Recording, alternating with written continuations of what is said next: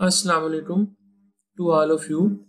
आज के इस पहले ट्यूटोरियल के अंदर आपको मैं बताऊंगा कि आप किस तरीके से शीट मेटल वर्किंग के पार्ट्स को सॉलिड वर्क्स के अंदर मोल्ड कर सकते हैं, डिज़ाइन कर सकते हैं और उसके साथ साथ उसकी ड्राइंग को आप कैसे कैटर कर सकते हैं सॉलिड वर्क्स के ड्राइंग इन्वायरमेंट के अंदर। तो बाय डिफ़ॉल्ट ही जब आप अपनी स्क्रीन ओपन करते हैं तो शीट मेटल का जो टैब है वो आपको ओपन नहीं मिलता। तो सबसे पहला स्टेप, आप शीट मेटल के इस टैब को ओपन कैसे कर सकते हैं, उसके लिए आपने सिंपली इस पर्टिकुलर जो आपके पास रिबन्स का पैनल है इस पे किसी भी जगह पे आप राइट क्लिक करेंगे और यहाँ पे आप टैब्स पे जाएंगे और ये आपके सामने शीट मेटल का टैब आ गया। जब आप इस पे क्लिक करेंगे चेक करेंगे तो आपको शीट मेटल का टैब एनेबल हो जाएगा जी। इस शीट मेटल के टैब में बाय डिफॉल्ट अभी आपको फ्यू ऑफ कमांड्स के अलावा सारी कमांड्स ग्रे आउट नजर आ रही हैं, मतलब कि वो अभी डिसेबल हैं, आप अभी उनको यूज नहीं कर सकते। ऑल दो बेस फ्लैंज, स्वेप्ट फ्लैंज और फार्मिंग टूल्स जो है अभी एडिटिंग मोड में अवेलेबल है। पर्पज इसका ये है कि पहले इसके लिए कोई स्केच होना चाहिए, बेस पार्ट होना चाहिए जिसके ऊपर आप ये मल्टीपल फीचर्स को अप्लाई कर सकते हैं। शीट मेटल की जो स्टार्ट करते हैं, सबसे पहले हम बेस फ्लैंज या फिर टैब जो है उस पार्ट को बनाएंगे। जैसा कि आपको स्क्रीन पे प्रीव्यू भी नजर आ रहा है कि ये एक बेस फ्लैंज, मतलब जब आप अपने कर्सर को पॉइंटिंग एरो को किसी भी सॉलिडवर्क्स की कमांड पे प्लेस करते हैं तो आपको उस पर्टिकुलर फीचर के बारे में एक शॉर्ट सी डिस्क्रिप्शन और साथ में एक प्रीव्यू जो है वो आपको मिलता है। हम बेस फ्लैंज पे क्लिक करते हैं जी और सबसे पहले मुझे जो मैसेज आया है कि आपने प्लेन सेलेक्ट करना है। प्लेन सिलेक्शन बहुत इंपॉर्टेंट है, जस्ट बिकॉज ऑफ कि आपने किस प्लेन पे कौन सा पार्ट ड्रा करना है यहाँ पे बनाना है। तो I am gonna select the right plane selected. As you know, after selection of plane, sketch mode is enabled and it is in the editing environment. So I select the line command and I made a U-shape part. Alright, now I am going to apply some smart dimensions.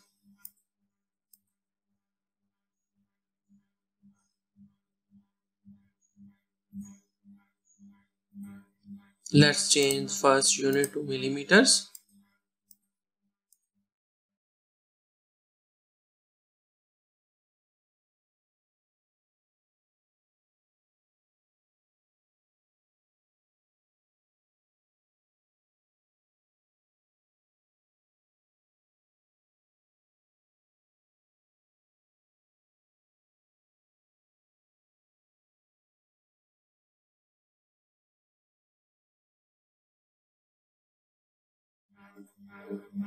Now I am select a midpoint and select the origin point and coincident.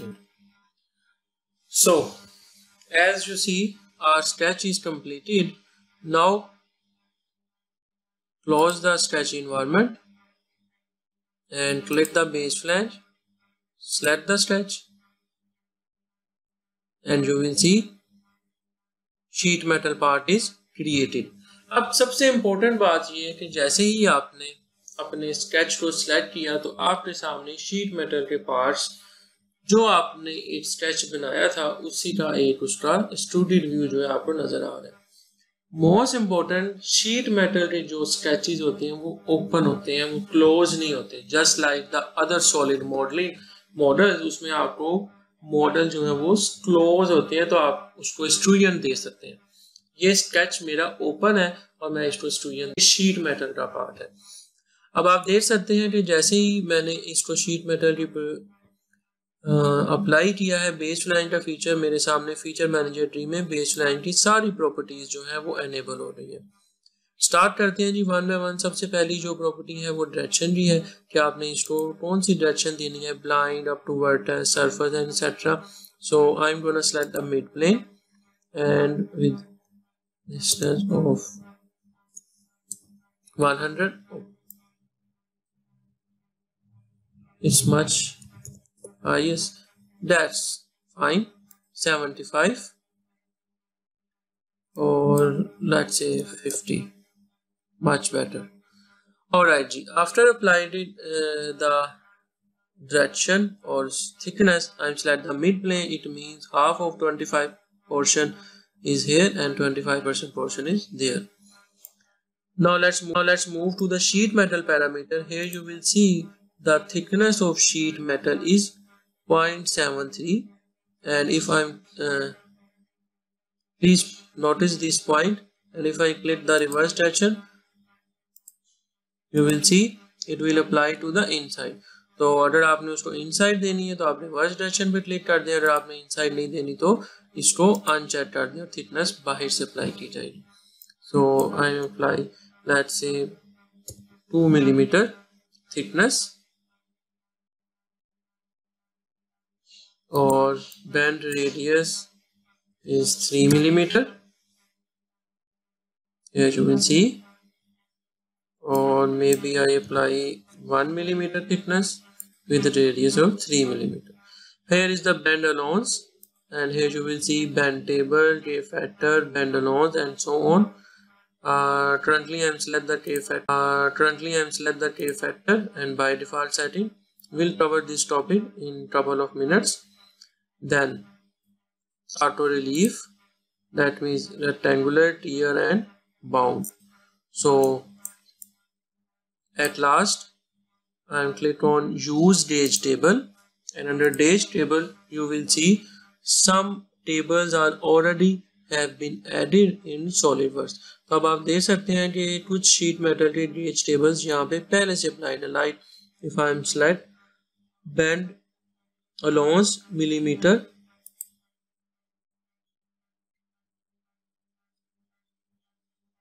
it will take some time to apply a bend table values. और right जी, अब आप देख सकते हैं कि जैसे ही मैंने ये by default gauge table apply किया जो कि स्टील एयर बेंडिंग था, और यहाँ पे इस पूरी शीट की है वो आपकी इस पर्टिकुलर टेबल के थ्रू कंट्रोल हो रही है. यहाँ पे शीट मेटल के पैरामीटर्स भी चेंज हो रहे हैं, लाइक 4 और 3. ये डिफरेंट गेजेस की जो शीट मेटल की थिकनेस होती है उसकी बात है. If you want to override the thickness you can override it, and you can also reverse the direction as well. So if I change the bend detection sample from millimeter,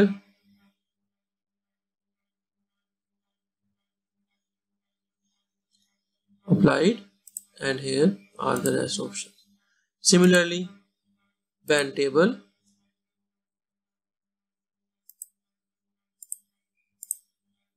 based on the above table. तो अगर आप ये tables को देखना चाहते हैं कि ये कहाँ पे अवेलेबल है तो आपने ये स्ट्रक्चर फॉलो करना है. जो आप देख सकते हैं C drive, program files, SolidWorks corporation, SolidWorks language, English, sheet metal, bend tables. यहाँ पे आप देखें आपको base bend tables, bend calculation, K factor and mid tables are available. This is a test file. If you want to open it you can open it by simply click open with and click notepad. Okay, and here you will see the detail of the file. तो यहाँ पे भी आपको वही tables मिल रहे हैं but in the form of test file. Similarly, if you click the bend allowance folder, here you will see a 4 table related to bend allowance, and here is the bend deduction. Here you will see bend deduction tables. तो ये सारे जो tables हैं by default आपने इनको use कर सकते हैं अपनी कैलकुलेशन में भी. अगर लेट्स से मैं बेंड अलाउंस में ये टेबल ओपन करूं तो अब आप देख सकते हैं ये आपके सामने टेबल आ गया जी, जहाँ पे थिकनेस है शीट की और ये उसके रेडियस की वैल्यूज़ हैं, और ये सारी आ गई उसकी कंट्रोलिंग लिमिट है. अगर रेडियस है, थिकनेस इतनी है तो बेंड जो आपकी अलाउंस हो रही वो इतनी % होगी. और ये जो डाटा है आपका मशीनरी हैंडबुक से लिया हुआ है सॉलिडवर्क्स ने। तो आप इसको चेंज भी कर सकते हैं अपने हिसाब से। लाइक अगर आप के फैक्टर पे जाएं तो आप ये देखें यहाँ पे आप इसको भी कंट्रोल कर सकते हैं by putting your values from here, so अगर आप फर्दर इंफॉर्मेशन चाहते हैं तो आप यहाँ पे सॉलिडवर्क्स के इंफॉर्मेशन पैनल पे जाके कमांड लाइन पे लिखेंगे तो आपको फर्दर डिटेल्स मिल जाएंगी लाइक दिस। ये देखेंगे sheet metal help menu, sheet metal parts, और यहाँ पे आपको सारी डिटेल्स मिल जाएंगी, bend allowance table, deduction table and so on. तो के फैक्टर क्या है जी? K factor is basically ratio that represent the location of the neutral sheet with respect to the thickness of sheet metal part. ये उसकी configuration है, figures है, और ये वैल्यू कैसे कैलकुलेट होती है के की, वो ये आ रही है जो बाय डिफॉल्ट 0.5 सेट हुई है। ठीक हो गया जी। तो आप फर्दर भी इसको एक्सप्लोर कर सकते हैं, इट्स अप टू यू अगर आप इसको यूज करना चाहें। So I am simply uncheck this and apply our previous setting and then K factor. That's all. Simply click OK and here you will see our first sheet metal base flange is created. अब आप देखेंगे ये हमारा पहला sheet metal का part जो है base flange तैयार हो गया। एंड जैसे ही ये प्रिपेयर्ड हुआ अब आप देखेंगे यहाँ पे आपको 3 तरह की ऑप्शन नजर आ रही है, 2 अनएक्सप्रेस है, 1 सप्रेस है। इसका क्या मतलब है मैं आपको बताता हूँ। अगर आप इसको एडिट करना चाहें so you can edit, simply right click on it and click edit feature and here you will see direction and sheet metal parameter, note the rest of the things. So if you want to change that things from where you can apply, you have to click sheet metal and edit feature and here you will see bend parameter, bend allowance and some relief options. Remember, as it is the main folder concerned, if you click in simple part and then open out it, you can't change it because it's gray out. सो ये values आपकी हमेशा तभी change हो रही जब आप अपने main folder पे एडिटिंग एनवायरनमेंट को अप्लाई करेंगे। सो ऑलराइट जी, ये हमारा आ गया शीट मेटल का बेस फ्लैंज का पहला part. So now let's move to the flat pattern and simply click unsuppress and unsuppress is here you will see this is the sheet. तो बेसिकली जो आपकी इंडस्ट्री में भी प्रोडक्शन होती है वो एक शीट होती है और शीट की फिर आपने लेआउट, डिजाइन और कैलकुलेशन की जाती हैं जो कि उसको फिर अल्टीमेटली यूज करती हैं। अब आप इस चीज को नोटिस कर सकते हैं कि इस तरह से कि यहाँ पे आपको 2 लाइंस नजर आ रही हैं। ये लाइन इंडिकेट कर रही है कि इस पर्टिकुलर लाइन के ऊपर आपका बेंड जो है वो क्रिएट किया जाएगा। ठीक हो गया जी। सो ये आपका अनस्प्रेस में है। अब जब आप इसको स्प्रेस कर देंगे तो ये आपका पार्ट वापस बन जाएगा। So if you want to do the same thing again and again, simply hit the flat pattern. Done? Unclick. Done. So same button, flat और unflat. और जी इसके साथ ही हमारा बेस फ्लैंज का जो पहला ट्यूटोरियल था वो कंप्लीट हो जाता है। अब हम बात करते हैं सेकंड ऑप्शन की जो कि है एज फ्लैंज। एज फ्लैंज क्या है ये देखेंगे। एज फ्लैंज जो कि आपको वॉल्स बनाने के लिए शीट मेटल के लिए यूज किया जाता है उसको हम कहते हैं एज फ्लैंज। अब इसको हम कैसे कैटर कर सकते हैं सॉलिडवर्क्स में, चलिए इसको देखते हैं। एज फ्लैंज पे क्लिक करेंगे और then you have to slip definitely edge and simply drag your mouse up mean cursor. अगर आप डाउनवर्ड करेंगे तो ये डाउनवर्ड बन जाएगा, अपसाइड करेंगे तो अपसाइड बन जाएगा। So after clicking this thing here you will see some other position one by one. First we select the edge flange. Angle is turned by default 90 degree. If you want to change you can change it, let's say 145, 275, oh sorry 180 30 होगा, 95, ठीक है। और ये जो मैजेंडा colour के arrows हैं इनसे आप इनको अप एंड डाउन इसकी थिकनेस को कंट्रोल कर सकते हैं, हाइट को सॉरी, और इससे आप इसकी डायरेक्शन को। ठीक है जी, यही काम आप स्क्रीन पे भी कर सकते हैं और यही काम आप यहाँ से भी कर सकते हैं। सो मैं इसका एंगल बाय डिफॉल्ट 90 कर देता हूँ। Now move to the flange length, blind up to vertex, up to edge and merge. So if I am click the up to vertex, अगर मैं up to vertex पे क्लिक करूंगा तो ये देखें जी, ये मैंने एक vertex पॉइंट बता दिया और मेरी जो फ्लैंज है वो इसके मुताबिक कंट्रोल हो जाएगी। ये देखें,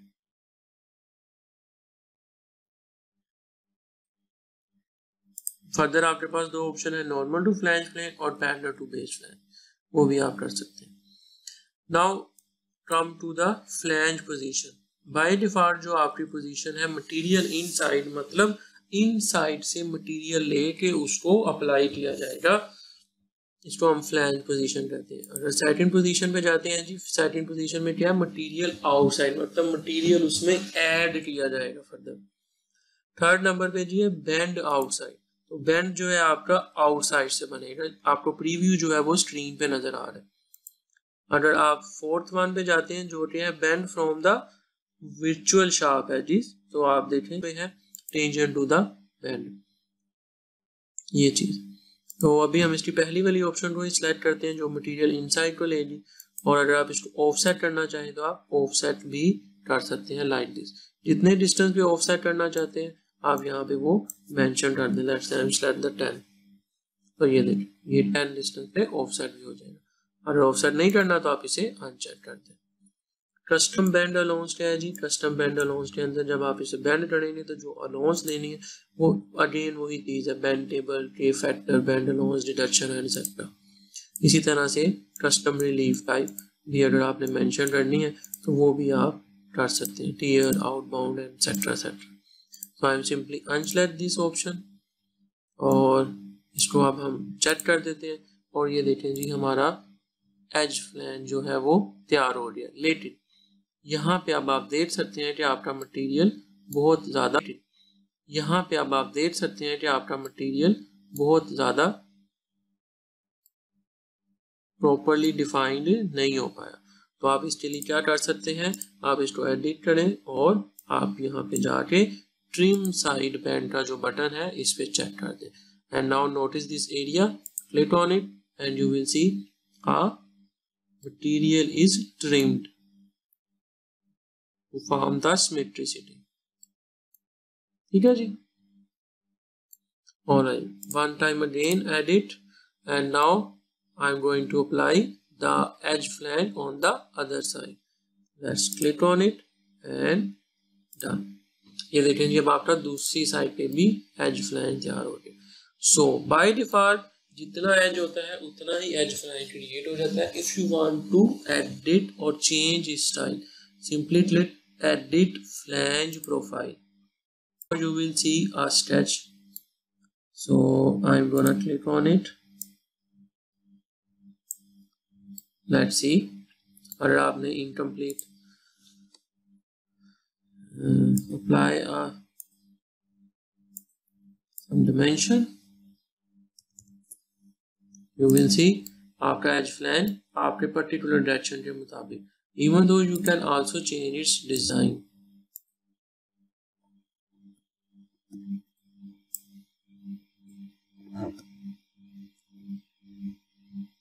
click back and after clicking the back you can further change its other settings।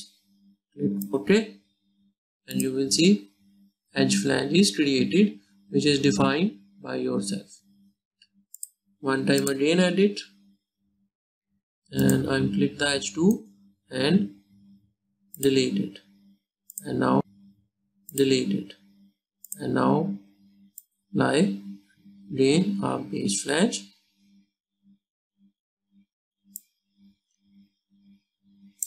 or this time select the blind and this is what the distance mean। if you click the first one the outer vertical sharp edges, the 10 millimeter is measured from here to there. If you click second one, then you will see distance is measured from here, like after the radius value, and like this. So I am click the first one option and simply click OK, and that's all. And this conclude our first tutorial.